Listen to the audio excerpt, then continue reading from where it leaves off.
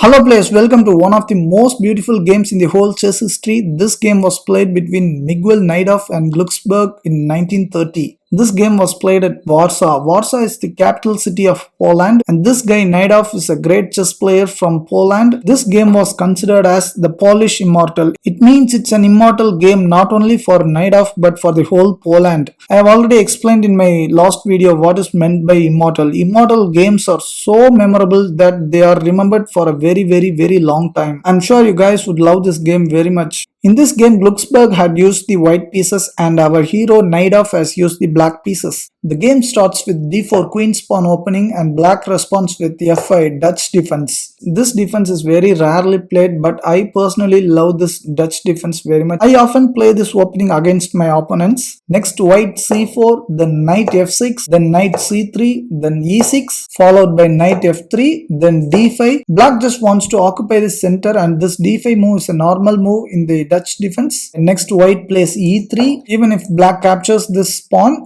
bishop will take care of that. Now black plays c6, then bishop d3, then bishop d6. Now both the players castle on the king side. Then white plays knight e2. I feel this is unnecessary at this point of time. Then knight bd7. Next knight g5. Now this knight is attacking this pawn. At the same time it's threatening a fork for this queen and the rook. From this point the game becomes very interesting as black tries a beautiful sacrifice. If you are a professional player you would have already guessed that sacrifice move. Yes, it's bishop cross h2 check. You should understand this is not a free piece. Black will play knight g4 check. So you should react for this check first, then black can easily take this knight with his queen. So that was really a very beautiful tactic. White has realized this and so he didn't capture the bishop. Instead he moved to h1. Now black plays knight g4, providing support for this bishop and at the same time threatening this knight. So white plays f4, giving support for this knight and also wants to block the way for this bishop. Now black plays queen e8 so that he can come to the square and attack the king. Now white plays g3. This move is very crucial as the white king doesn't have any squares to escape.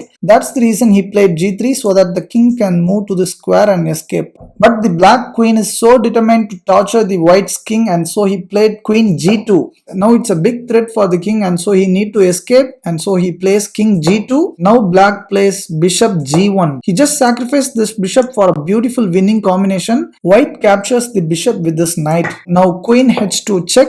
This is a forced move. The king cannot move to anywhere except this one square f3. So white plays king f3. Next e5. Now white is again forced to capture this. If he doesn't capture this and plays something else, it's a game over for white. If black plays e4, it's a checkmate. Bishop can capture this. Again this d pawn can capture the bishop and it's a checkmate. Now king cannot move anywhere. This is the reason white should definitely capture this pawn. So in this game white played d cross e5. Then knight cross d5 check. This is again a forced move. King cannot move anywhere. King cannot come to the square as the queen is protecting and king cannot go to this square also as two pawns are protecting the square. So white needs to accept this sacrifice also. So f cross e5. Now the other knight comes into the play. Knight cross e5 check. Now again the same problem. The king cannot move to the second rank as the queen is protecting the whole second rank. The only square left for white king is f4. Now again knight g6 comes with a check.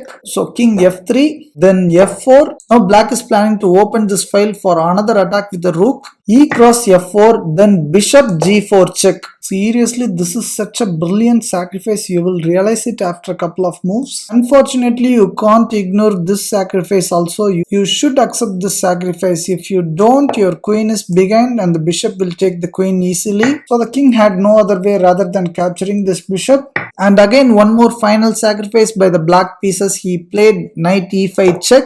This is also a forced move as the king cannot come to this h file as this queen is protecting. He cannot go to this square also as the rook is protecting. He cannot come back here as well as the knight is protecting the square. And so white is forced to accept this sacrifice. He plays f cross e5. And now comes the beautiful finishing move h5 checkmate. The king cannot capture this pawn as the queen is protecting. He cannot move to his left as the rook is protecting the whole f file. And so the game is over. If you had noticed, black has sacrificed all his minor pieces. You know what are the minor pieces? Both the bishops and the knights. He sacrificed all his four pieces very easily and came up with this brilliant winning combination. I really watched this game more than 10 times. I was really wondering how he calculated all this so precisely. White would have never imagined that the winning move would come from the pawn. It's a pawn h5. I think this is the first game in our channel where a checkmate was done by a pawn. I really hope you all enjoyed this game very much. If you did, please hit the like button without fail. If you wish to watch interesting games like this, I suggest you to subscribe to my channel and click on the bell icon right now. Let's meet in another battle. Thank you.